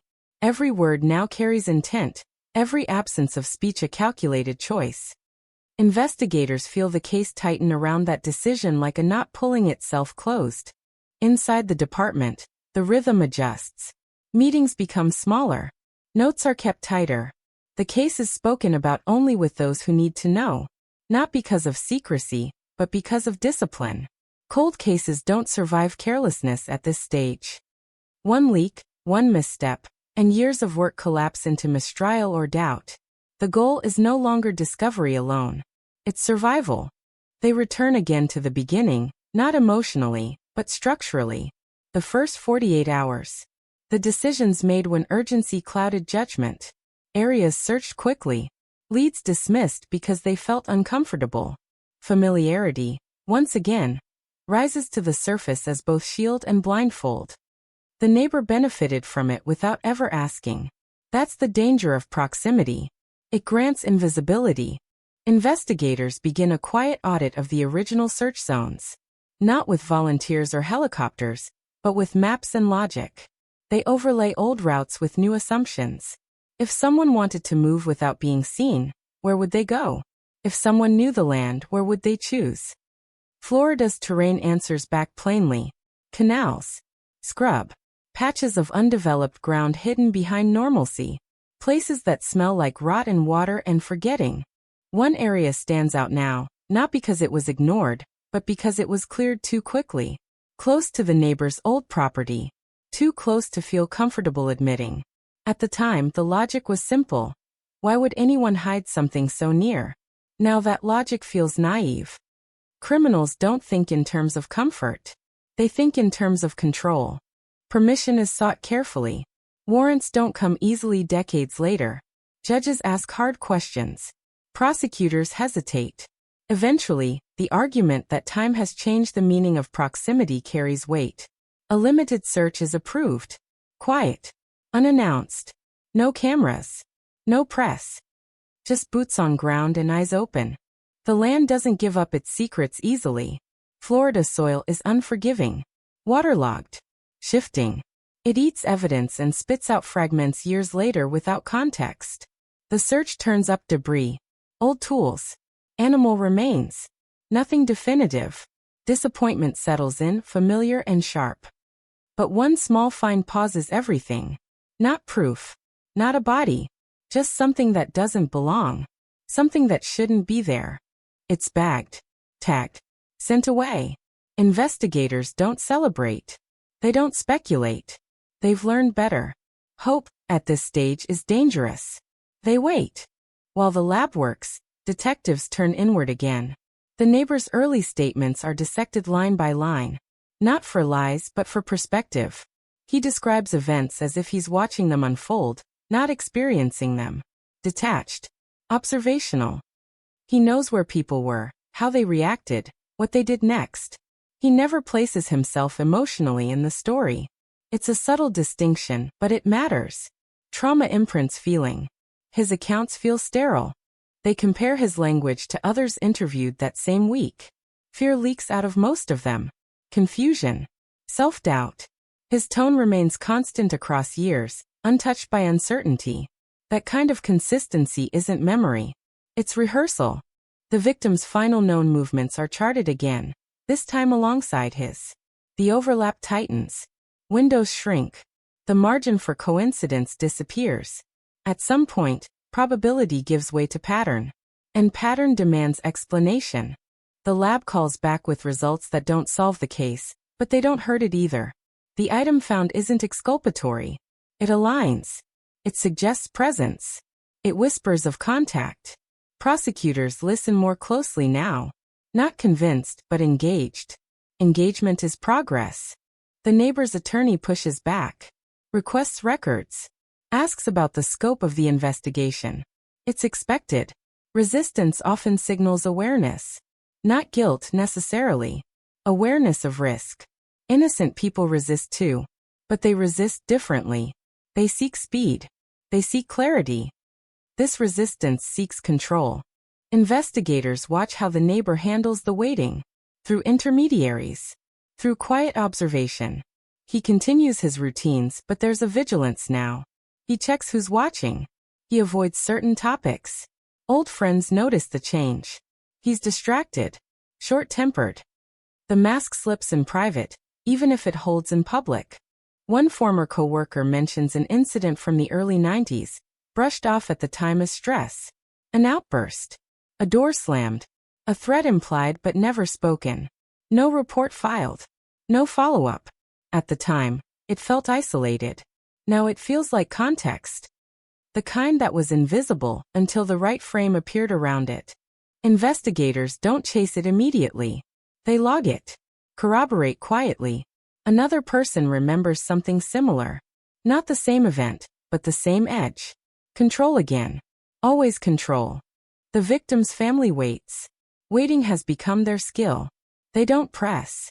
They sense the fragility of the moment. They've been here before, close enough to feel warmth, far enough to still freeze. When asked how they're holding up, they answer honestly. They don't know. They're tired of knowing and not knowing at the same time. The department prepares for a move that feels inevitable but still risky. A formal suspect designation. It won't be public. Not yet. But it changes the rules. It allows different questions, different tools, different pressure. The neighbor is informed through counsel. The reaction is measured. Expected. But there's something new now. Urgency. Time compresses again. Calls are returned faster. Statements are refined further. His attorney becomes more present. Lines are drawn. Investigators sense the approach of a decision point. Either the case breaks, or it stalls permanently under the weight of its own caution. Late one night, a detective sits alone with the file, surrounded by decades of paper and digital records, and notices something almost insulting in its simplicity. The neighbor's story never accounts for one thing. Not once. The victim's trust. How it was gained. How it was used. The assumption of safety is treated as a given, not a factor. But trust doesn't exist in a vacuum. Someone creates it. Someone benefits from it. That realization reframes everything. The absence of struggle. The closed door. The quiet. They weren't anomalies. They were outcomes. Outcomes of familiarity. Outcomes of proximity. Outcomes of a belief that nothing bad could happen because nothing bad ever had before. The case is no longer wandering. It's converging. Not yet solved. Not yet ready. But aimed. The cold case feels warm now, uncomfortably so, like something that's been buried too shallow and is starting to surface. Florida nights don't change for this. The insects still scream. The air still hangs heavy. The street still looks ordinary. But beneath that sameness, tension coils tighter. The neighbor feels it. The investigators feel it. And the silence that once protected the truth has narrowed to a thin line, trembling, waiting to snap. The closer the case gets to clarity, the less it resembles certainty. It feels instead like standing on unstable ground. Every step calculated, every pause deliberate. In Florida, the investigation has entered that narrow corridor where intuition must bow to evidence, where pressure rises not from urgency but from restraint. This is where cases are won or lost, not in revelation but in discipline. The neighbor is no longer just a presence in the margins. He is the axis around which the case turns, even if no one says it out loud. His attorney's involvement formalizes what everyone already knows. This is no longer cooperative curiosity. This is adversarial preparation. Detectives adjust accordingly, shifting from open-ended exploration to targeted construction. They aren't looking for what happened anymore. They're building a way to prove it. They begin with the physical world because it doesn't forget the way people do. The house, long since altered, is revisited through records, photos, and floor plans. Measurements are redrawn. Sightlines reconsidered. The space between front door and street feels shorter now, more exposed. A person entering wouldn't need to force anything. They'd need timing and trust. Investigators focus on the moment of contact. Not the disappearance, not the aftermath, but the instant when the victim's routine intersected with someone else's intention. That moment is everything. It explains the lack of chaos. It explains the silence. It explains why no one heard anything that night. If the encounter began as ordinary, it could end without noise. They revisit neighbors who were never formally suspects, people who lived close enough to notice, but far enough to feel irrelevant. Time has loosened tongues. The urgency is gone, replaced by a desire to unburden. One man recalls seeing the neighbor near the victim's door earlier that week, not unusual, but later thinking it odd how long he stayed. Another remembers a conversation where the neighbor seemed unusually interested in the victim's schedule, asking questions framed as concern. At the time it felt friendly. Now it feels invasive. Patterns emerge. Not criminal acts, but preoccupations. A fixation on routine. A need to know who was where and when. These are not crimes. They are context. And context, when paired with opportunity, becomes motive shadow. The investigation turns inward again, this time toward language. Linguists are consulted quietly, reviewing transcripts from early interviews. Not to declare guilt, but to identify stress markers, deviations, moments where control slips. They find them. Small hesitations. Deflections. A tendency to answer questions by expanding outward rather than inward. When asked about his actions, he talks about the neighborhood. When asked about his feelings, he talks about logistics. It's not proof, but it's consistent. The lab returns with another update. Not the one everyone wants. but one that matters. A trace once thought too degraded to analyze now yields partial information. It doesn't point definitively. It narrows. It excludes some. It doesn't exclude him. Again. That word starts to feel heavier every time it's used. Not excluded. Prosecutors are brought in more frequently now. Meetings stretch longer. Questions sharpen. They push back where investigators expect them to. They demand timelines that hold under cross-examination. They ask how familiarity becomes evidence. They challenge assumptions about behavior and motive. It's uncomfortable. Necessary. The case must survive skepticism to deserve a courtroom. The neighbor's attorney requests additional disclosures, probing for weaknesses. Investigators sense the strategy. Delay. Exhaust. Wait for something to slip. They don't oblige. They move slowly, deliberately, refusing to be rushed by defense or desire. Outside, the world hums with speculation. Online discussions grow louder, less careful. Names are floated. The neighbor's past is dissected by strangers who know nothing of evidence or restraint. Law enforcement tightens the perimeter, not around the suspect, but around the case itself. Public opinion is volatile. It can poison juries and erode trust. This case can't afford that. The victim's family receives another update. This one is heavier. More honest. They're told a suspect has been identified. Not named. Not charged. Just identified. The word lands hard. It's a validation and a wound at the same time. They ask how close. The answer is careful. Close enough to matter. Far enough to hurt. The family processes the information quietly. They don't cry. They don't celebrate. They've learned that proximity to answers doesn't guarantee peace. It often brings new questions, new anger, new grief. Knowing who might be responsible doesn't undo what was done. It just sharpens the edges. Investigators prepare for a pivotal step. A recorded interview under conditions that force confrontation without accusation. It's a delicate balance. Push too hard, and the door closes forever. Push too softly, and the truth stays buried. They plan every question, every pause, every possible reaction. The neighbor arrives composed, attorney present but silent. He sits comfortably, too comfortably.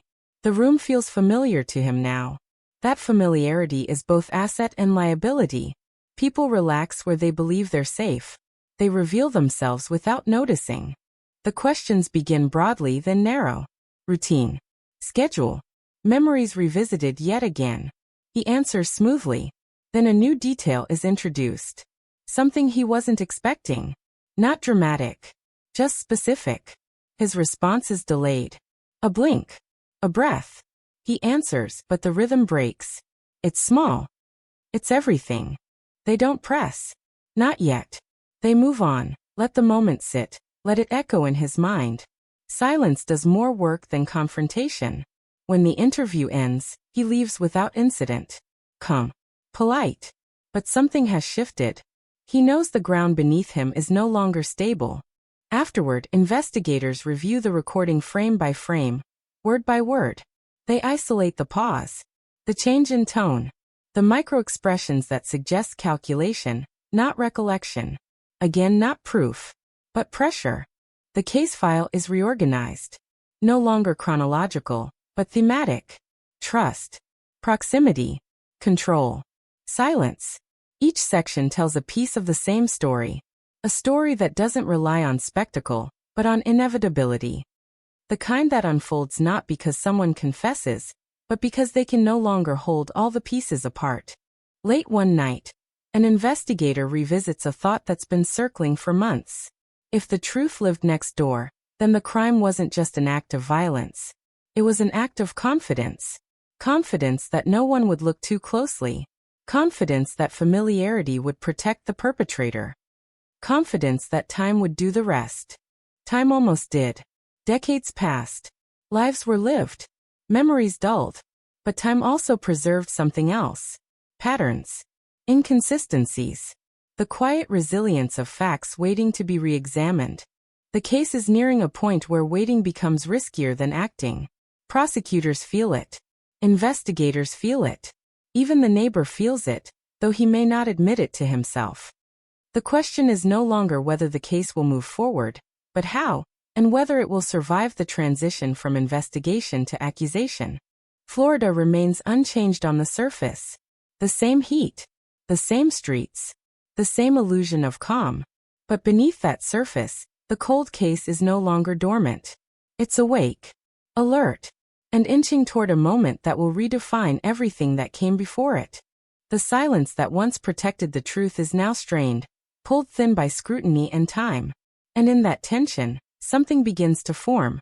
Not an ending yet, but the shape of one, slowly emerging from years of shadow and assumption, waiting for the final pressure that will force it into the light.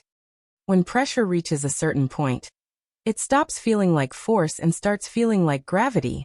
Everything begins to move toward the same center, whether it wants to or not. In Florida, the case has crossed into that phase where restraint is no longer just discipline, but risk. The longer it waits, the more chances there are for something to disappear, to degrade, to be explained away. Momentum demands a response. Investigators begin assembling the story not as a theory, but as a sequence that can withstand attack. They strip it of drama and leave only what can be proven, inferred, and defended. The narrative is simple because it has to be. Complexity is where doubt breeds. A familiar man. A familiar street. A moment of access. A disappearance without noise. A silence maintained by proximity and patience. Everything else is texture. They test the sequence against every alternative explanation. Voluntary departure. Stranger abduction. Random violence. Each one collapses under scrutiny. No financial preparation. No sightings that hold. No evidence of forced entry. No chaos. The stranger theory fails because strangers leave traces. They rush. They miscalculate. This didn't. This unfolded like something planned by someone who knew he had time. Prosecutors demand anchors. Investigators provide them. The timeline overlap. The unexcluded forensic traces. The behavioral patterns that predate and postdate the disappearance. The controlled responses under questioning. None of it alone is enough. Together, it begins to feel unavoidable. Circumstantial doesn't mean weak. It means cumulative. A decision is made quietly, a grand jury presentation. Not public. Not announced. Just the next step when certainty is approaching but not yet absolute. The process is meticulous. Evidence is ordered. Witnesses are prepped.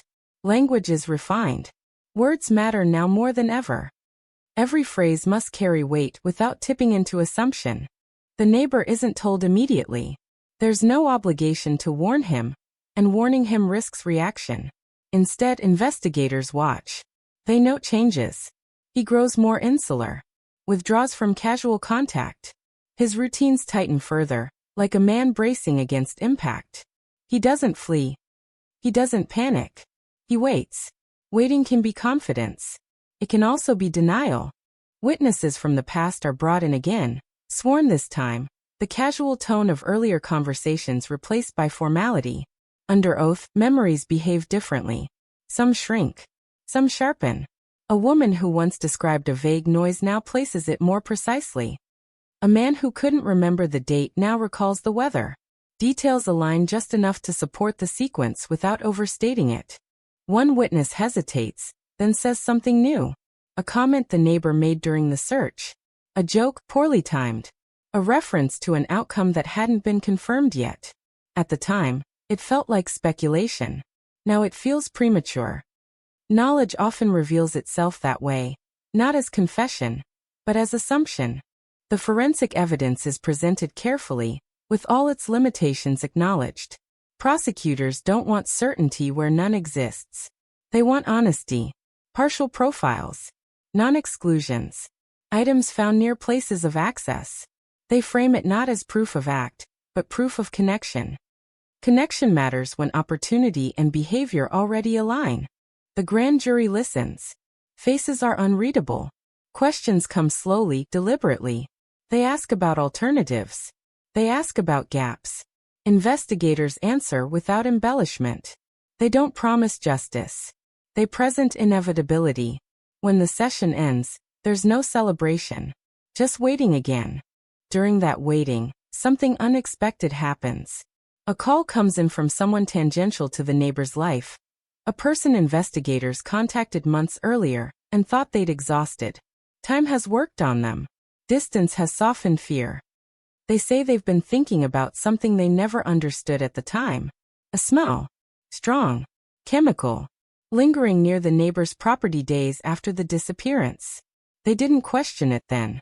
They do now. The information is logged, not dramatized. It fits. That's what matters. It doesn't rewrite the case. It reinforces it. Reinforcement at this stage is everything. The neighbor's attorney senses movement. Requests increase. Motions are hinted at. The tone sharpens. Control is slipping, and control has always been the point. Investigators stay steady. They've learned that reaction often precedes revelation, even if it never becomes confession. The victim's family is called in again. This time, the language changes. Not hopeful. Not cautious. Preparatory. They're told to brace themselves, not for answers, but for process. For scrutiny. For a public retelling of a private loss. They nod. They've been living in preparation for decades. The community doesn't know yet, but it feels it. Rumors sharpen. Conversations pause when names are mentioned. People look at the familiar street differently now, as if expecting it to blink first. The idea that safety was an illusion settles uneasily. Trust, once broken, doesn't heal cleanly. The grand jury reconvenes. This time, the questions are fewer. The tone is firmer. When the decision comes, it doesn't arrive with drama. It arrives with weight. An indictment. Quiet. Sealed. The case shifts from investigation to accusation, crossing a line that can't be uncrossed. The neighbor is notified through counsel. The reaction is controlled, but not invisible. A request for immediate clarification. A denial issued before any statement is requested. Innocence proclaimed early, loudly, precisely. The language is legal now, not human. Investigators prepare for arrest logistics with the same care they've used throughout. No spectacle. No press. Just procedure. The goal isn't shock. It's containment. Shock will come later, when the name becomes public, when the street becomes infamous. As the warrant is finalized, one detective pauses, aware of the gravity of the moment. Decades ago, a woman vanished without sound. Her absence echoed longer than anyone expected. Now the silence is ending, not with closure, but with confrontation. The truth hasn't fully emerged yet. But it's close enough to feel its heat. Florida's heat presses down as usual. The day looks ordinary. That's how it always happens. Arrests in cold cases don't arrive under storm clouds. They arrive under blue skies, in neighborhoods that thought they were finished with the past. The case is no longer cold. It's volatile. And as the final steps are set in motion, one reality becomes unavoidable. When the truth comes this close to the surface, it doesn't just reveal a crime. It exposes the fragility of everything built around it. The knock is coming. The street doesn't know it yet. But it will. The knock doesn't sound the way people imagine it will. It isn't thunderous. It isn't cinematic. It's firm, controlled, deliberate. The sound of a decision that can't be taken back. In Florida, the morning moves forward like any other, sunlight washing over the same street that has carried this secret for decades. Cars pass. Lawns are watered. Somewhere inside one house, a life is about to fracture. When the door opens, there is no confusion. The neighbor understands immediately. His face doesn't ask why. It tightens just slightly, as if confirming something he has long prepared for. The warrant is read. Rights are stated. The words sound procedural, but they carry years of waiting, of silence, of restraint. He listens carefully. He always has. Control demands attention. The arrest is quiet. No resistance. No outburst. He asks a single question, measured and precise, about the scope of the charges. The answer lands without commentary. Murder. Related counts. The language is clinical, but the meaning is brutal. A life taken. A life erased. The space between those facts and the man standing in front of them collapses in real time. As he's escorted out, neighbors begin to notice. Curtains shift. Doors open slightly. Someone recognizes the scene before understanding it. Phones come out. Whispers spread faster than sirens ever could. This isn't how the community imagined resolution. They expected distance. A stranger. A name from somewhere else. Not this. Not next door. At the station, the atmosphere changes again. The case that lived in boxes and meetings now has a body attached to it. A name that will soon be spoken aloud by anchors and reporters. Detectives feel the weight of it immediately. An arrest is not an ending. It's an exposure. Everything they've built will now be tested by defense attorneys, by judges, by public opinion hungry for certainty. The interrogation room waits, unchanged. Same table. Same chairs. Same recording equipment. The neighbor sits on one side now, no longer a cooperative witness, no longer a familiar presence. He's composed, but the edges are sharper. He listens to the charges again, this time without interruption. When asked if he understands, he nods. He understands everything. He declines to speak without counsel. It's expected. There is no disappointment. Investigators weren't counting on confession. They were counting on process. Silence at this stage is confirmation of strategy, not guilt. The truth doesn't need words from him anymore. It has structure now. It has weight. Outside the room, the department moves fast. Evidence is secured. Timelines are rechecked. Witnesses are notified. The indictment is unsealed. The name goes public. Florida media lights up within minutes. Headlines race each other to be first, to be bold, to be definitive. Cold case solved. Neighbor arrested. Community shocked. The phrases feel almost rehearsed, as if waiting all along for permission to exist. The victim's family hears the news before they see it. A call. A voice they recognize by now. The words are careful, but the message is clear. They sit with it in silence after the line goes dead. Decades of not knowing have shaped them into something resilient but fragile. Relief doesn't come cleanly. It arrives tangled with grief, anger, and a strange sense of disorientation. Knowing who did it doesn't bring her back. It just redraws the loss. In the neighborhood, disbelief hardens into something else. Memory rewrites itself in real time. People replay interactions with the neighbor, scanning for signs they missed. The smile. The wave. The help offered freely. Trust turns retroactive, heavy with regret. The idea that evil looks different from normal dissolves quickly. This was normal. That's what makes it unbearable. Defense attorneys move swiftly, filing motions, challenging procedures, questioning evidence before it's even fully presented. They frame the case as circumstantial, as theory built on coincidence and hindsight. It's their job. Prosecutors expect it. They answer with patience. Circumstantial doesn't mean imaginary. It means layered. The first court appearance is brief. Formal. The neighbor stands, hands clasped, expression neutral. He pleads not guilty. The words are crisp, almost rehearsed. Cameras capture every angle, searching his face for something, remorse, fear, anger. They find very little. Control even now holds. Outside the courthouse, microphones crowd the air. Reporters ask questions that can't be answered. Why now? Why him? How did it go unsolved for so long? Investigators give measured statements. The truth is complicated. Time obscured things. Familiarity shielded things. But patience also preserved them. As the case enters the pretrial phase, the narrative shifts again.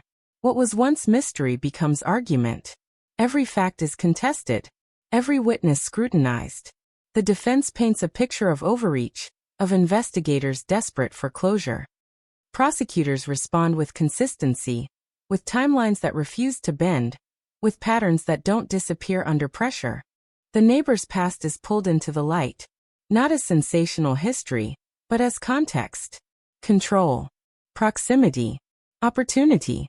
The pieces fit together in ways that feel unsettling rather than dramatic. This wasn't chaos. It was quiet. It was confidence. It was patience. The victim's name appears again and again, spoken now not as a question but as a reason. She becomes central again. not just as a disappearance, but as a person whose life was interrupted by someone she trusted enough not to fear. That trust becomes the silent witness in the room, impossible to cross-examine, impossible to dismiss. Florida watches itself in the mirror and doesn't like what it sees. The idea that safety was an illusion settles deeper. Parents lock doors earlier. Neighbors look longer. The street where it happened becomes a destination for curiosity and unease, a place where people stand a little quieter than necessary. As weeks turn into months, the case grinds forward, fueled by procedure and pressure. The neighbor remains silent. Investigators remain steady. The story, once whispered, is now spoken aloud everywhere, stripped of mystery but heavy with consequence. The cold case is no longer cold. It's on trial. And as the process unfolds, one truth becomes impossible to escape. Solving the case didn't end the haunting. It transformed it. What was once an unanswered question is now a confrontation with how close the danger always was, how easily it blended in, and how long it took for silence to finally give way. The past hasn't released its grip yet. It won't until the last word is spoken in a courtroom, until evidence becomes verdict. And even then, the street will remember. Because some answers don't bring peace. They bring clarity. And clarity, in cases like this, is its own kind of shock. The courtroom breathes differently once the trial truly begins.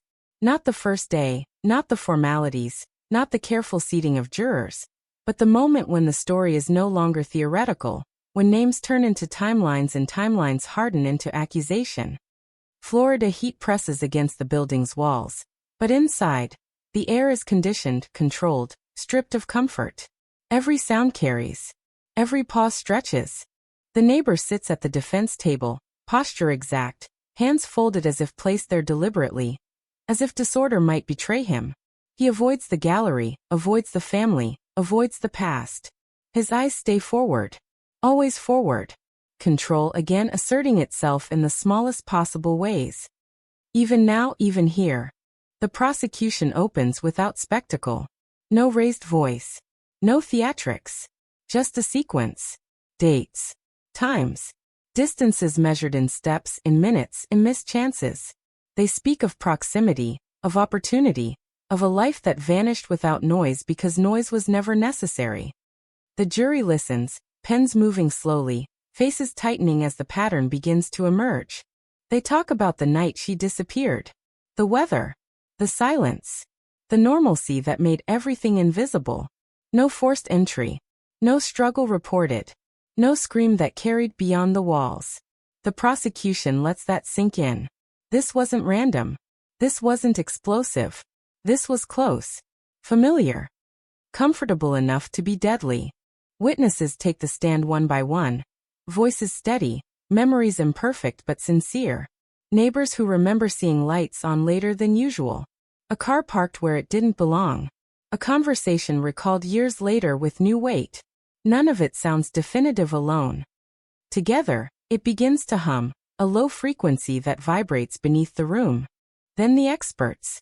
Forensics once dismissed as inconclusive now speak with updated clarity. Advances in technology pull whispers from evidence long thought mute. Fibers. Trace materials. Patterns of movement inferred from what was left behind, and what was missing. The prosecution doesn't oversell it. They let the science exist as it is. Quiet, persistent, unyielding. The defense responds with precision. They challenge memory. They question motive. They remind the jury of time. How it corrodes certainty. How it reshapes recollection. They paint the investigation as revisionist, as a story built backward from a conclusion already chosen. Their tone is calm, professional, designed to sow doubt without appearing aggressive. The neighbor finally looks up during cross-examination of a key witness. Just for a moment. It's subtle, but it's noticed. A tightening of the jaw. A flicker of something like irritation or calculation. The witness doesn't see it. The jury does. So do the cameras later in slow motion. The victim's family sits together, close but not touching, as if contact might break the fragile balance holding them upright. They listen to details they've lived with for decades, now spoken aloud by strangers in formal language. Each word lands like a confirmation and a reopening at the same time. This is what justice looks like, they remind themselves. It doesn't feel like relief. It feels like endurance. Midway through the trial, the prosecution introduces the piece that changes the room. Not dramatic. Not visual. A timeline refined to the minute, aligning the neighbor's movements with the disappearance in a way that leaves little space for coincidence. Cell data. Utility records. Small decisions stacking into a shape that can't be ignored. The defense objects. The judge listens. The jury waits. The objection is overruled. The evidence stands. The room exhales collectively, as if realizing something irreversible has just occurred. The case has crossed a line, from possibility into probability. The neighbor's expression doesn't change. If anything, it becomes more composed. Control again tightening its grip. But something else creeps in beneath it. Fatigue. The strain of sustaining a narrative under pressure. Silence is easier when questions stay hypothetical. Here they are pointed. Relentless. When the prosecution rests, the defense makes a calculated choice. They will not put the neighbor on the stand. The decision is explained in whispers, nods exchanged, papers aligned. It's strategic. It's safe. And it leaves a vacuum that the jury can't help but notice. Instead, the defense presents character witnesses. People who speak of kindness, of reliability, of years without incident. The words float into the room, earnest but fragile. The prosecution doesn't object. They let them speak. Then gently, they remind the jury that absence of noise is not absence of action. That some lives end quietly, precisely because of who ended them. Closing arguments arrive without announcement. One moment the trial is unfolding, the next it is narrowing, funneling weeks of testimony into two final narratives. The prosecution stands first. They talk about trust, about proximity, about how the most dangerous assumptions are the ones we don't realize we're making. They don't ask the jury to imagine monsters. They ask them to recognize patterns. The defense follows, voice steady, eyes moving deliberately from face to face. They speak of doubt, of the danger of hindsight, of a system that must be certain before it condemns. They frame the neighbor as a convenient answer to an old question. A man caught in the gravity of unresolved grief. The jury is instructed. The words are formal, measured, heavy with consequence. They file out quietly, 12 individuals carrying a story that will soon become a verdict. Outside, the world waits. News vans idle. Phones buzz. The street that started all of this feels very far away and very close at the same time. Deliberations stretch into hours. Then days. Each update sends a ripple through the courthouse. No verdict yet. Still talking. Still weighing. The family waits in a room with no windows, time marked only by coffee cups and the slow passing of resolve into exhaustion. The neighbor remains in custody, separated now from the illusion of normalcy forever. Control has fewer places to hide here. The walls are blank. The hours are long. Silence, once a shield, becomes a mirror. When the jury finally returns, the courtroom fills again, faster this time. Urgency replacing routine. People stand. The judge enters. The room stills. The foreperson holds the paper with both hands, as if weight might cause it to fall. The verdict is read. Guilty. The word lands without echo, but its impact is immediate. A breath breaks from the gallery. Half sob, half release. The victim's family closes their eyes, not in celebration, but in acknowledgement. This chapter at least has an ending. The neighbor absorbs the word without visible reaction. Control holds, but it's different now. Thinner. Frayed at the edges. For the first time, the story no longer belongs to him. Sentencing will come later. Appeals will follow. Procedure will continue its slow, methodical march. But the cold case has crossed its final threshold. What was once a question is now a conclusion, written into record, spoken into history. And yet, as the courtroom empties and the cameras shut off, the feeling that lingers is not triumph. It's gravity, the understanding that resolution does not undo harm. It only names it. The street in Florida will sleep tonight under the same sky it always has. But it will never be the same street. Because now the silence has a source. And knowing that doesn't quiet it. It makes it louder, echoing forward into a future shaped by the truth that was hidden in plain sight all along. The sentence is delivered on a morning that feels deceptively ordinary. The sky over Florida is pale, almost gentle, as if unaware of the weight about to settle inside the courthouse. People file in quietly this time. There is no rush for seats, no scramble for angles. What remains is not curiosity, but completion. The final procedural step in a story that refused to stay buried.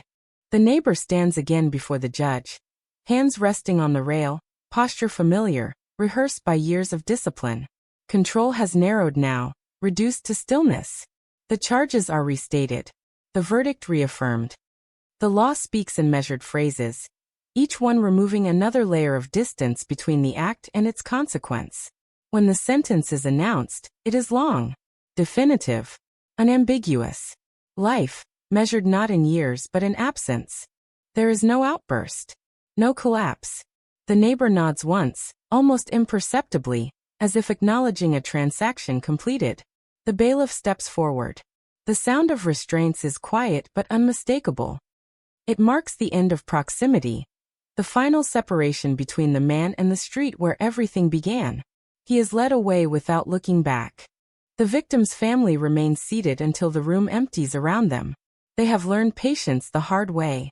When they finally stand, it is together, shoulders squared, faces drawn but steady.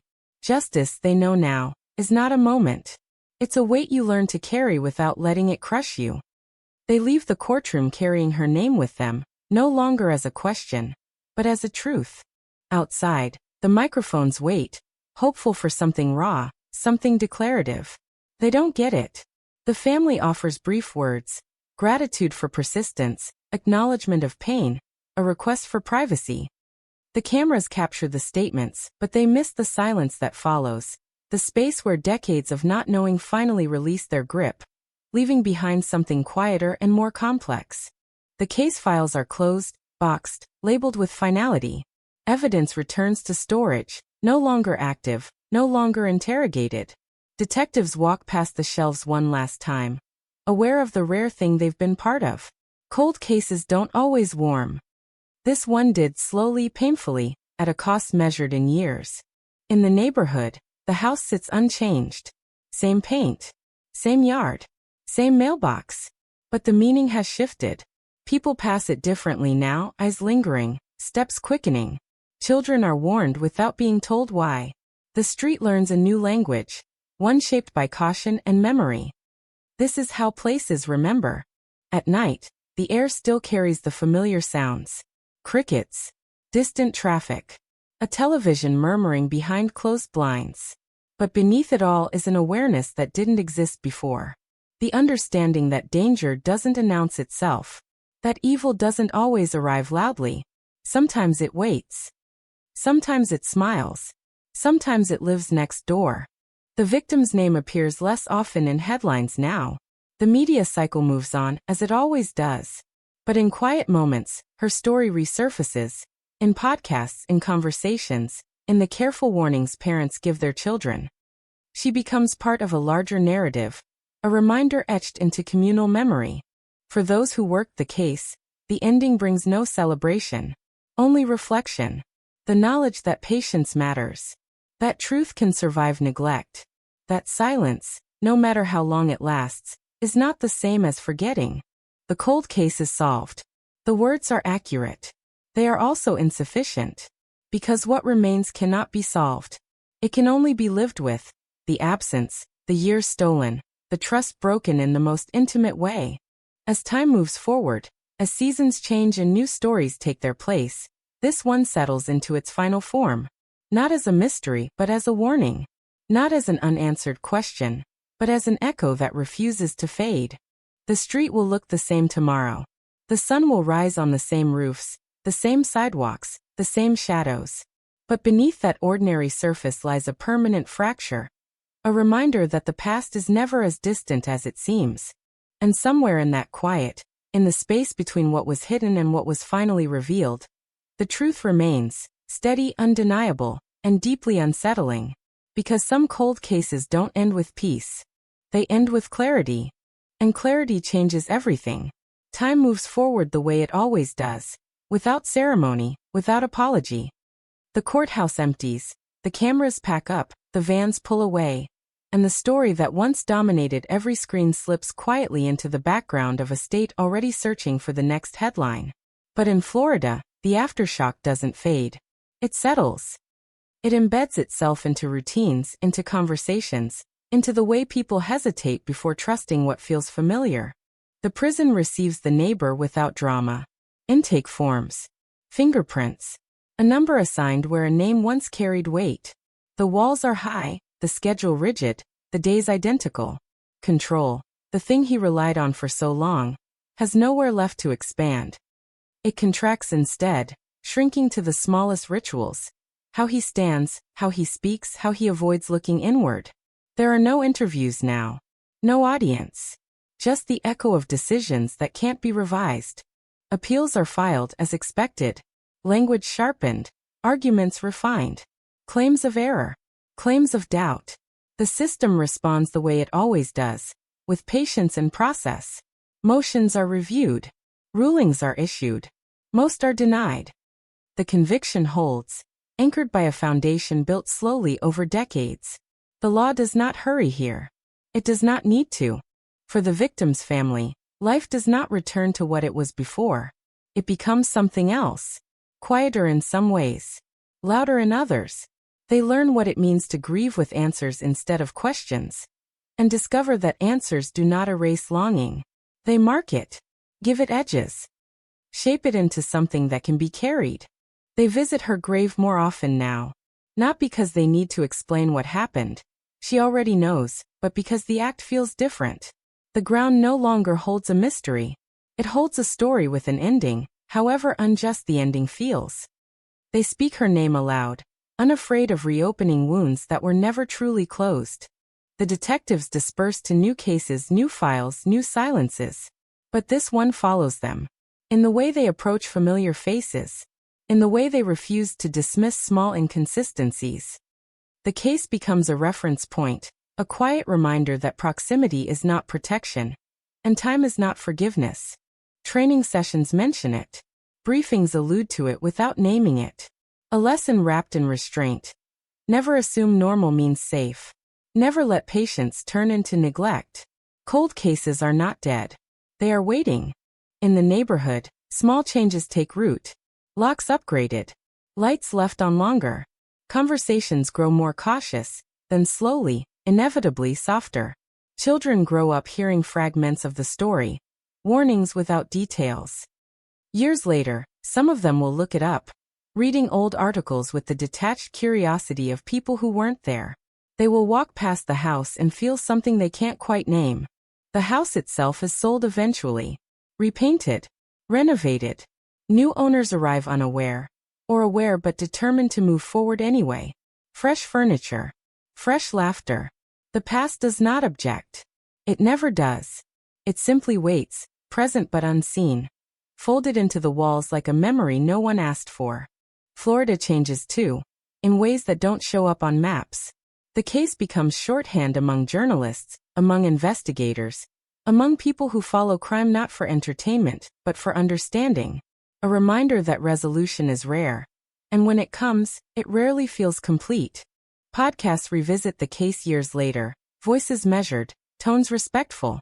They speak of persistence, of technology, of patience. They end the episodes with a familiar phrase. Justice was finally served. It sounds right. It is also incomplete. Justice answered the question of who. It did not answer the question of why trust is so easily weaponized. The neighbor grows older behind bars. Hair thins. Movements slow. Control fades into routine. He does not speak publicly. He does not confess. Silence remains his final position, not as strategy now, but as habit. The truth no longer needs him. On the street where it all began, evenings still arrive quietly. The same sky. The same air. People sit on porches, talk about work, about weather, about things that feel safely distant. Occasionally, someone will pause, eyes drifting toward the place where the story intersected with their own lives. The pause is brief, almost imperceptible, but it's there. Because some stories don't end when the sentence is handed down. They end when the memory finally loosens its grip. And for this one, that may never fully happen. The cold case is solved. The killer named. The record closed. What remains is the echo. A low, persistent awareness that the most unsettling truths are often the ones hiding in plain sight, waiting for time to catch up. And in that awareness, the story lives on. Not as a mystery, not as a headline, but as a warning that silence is never empty. It's just quiet. Years peel away quietly after the verdict, the way paint fades under constant sun. Headlines yellow. Links break. The story drifts deeper into archives where only intent brings it back to the surface. But forgetting never truly arrives. It just becomes less deliberate. The case is cited now in reports and seminars, spoken in calm rooms by people who weren't there when it happened. It's reduced to bullet points, to lessons learned, to timelines projected onto screens. But behind every slide is the same uncomfortable truth. The danger wasn't hidden in darkness. It lived in routine. It thrived on familiarity. It survived because no one thought to question what felt normal. In the prison system, the neighbor becomes another file among thousands. His number is called. His meals are scheduled. His days measured in counts and locks and lights out. Other inmates know his crime. Some keep their distance. Some don't care. Infamy fades quickly in places like this. What remains is time, long uninterrupted, impossible to outrun. He ages faster than he expected. Not because prison is violent, but because reflection is. The absence of distraction forces memories to surface uninvited. Moments replay without context now, stripped of justification, reduced to cause and effect. Control no longer protects him from that. It can only dull the edges. He is transferred once, then again. Each move erases another trace of the man he used to be. No neighborhood. No street. No next door. Just corridors and numbers and the slow realization that proximity, once his greatest advantage, is gone forever. Outside, the victim's family finds new rhythms. Birthdays are still hard. Anniversaries still arrive with weight. But something has shifted. The endless question that once dominated every quiet moment no longer demands attention. In its place is a different ache, cleaner, sharper, easier to name. They speak of her more freely now. Stories replace speculation. Laughter appears without guilt. Grief doesn't disappear, but it changes posture. It no longer crouches. It stands. One of them keeps a folder. Old clippings. Court documents. A photograph folded at the edges. It's not obsession. It's record. Proof that persistence mattered. That silence didn't win. That time, for once, worked in their favor. New investigators hear about the case early in their careers. It's framed as a success, but always with caution. Solved doesn't mean simple. Closed doesn't mean healed. They're taught to look again at what others dismiss. To question proximity. To distrust convenience. Cold cases reopen elsewhere because of it. Not directly. Not officially. But the idea lingers. That patience combined with new eyes can still break through years of quiet. Somewhere, another box is pulled from a shelf because someone remembers Florida. Someone remembers the neighbor.